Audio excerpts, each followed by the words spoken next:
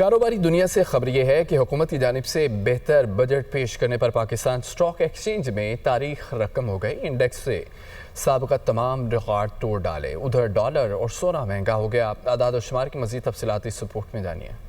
Pakistan stock exchange में index 2563 points बढ़कर 1,24,500 की तारीखी सतह पर ट्रेड हुआ। इंडेक्स ट्रेडिंग का अख्तिताम भी 2,382 पॉइंट्स इजाफे से पहली बार 1,24,352 पॉइंट्स की हद पर हुआ। इंडेक्स तो ऊपर जाता रहेगा।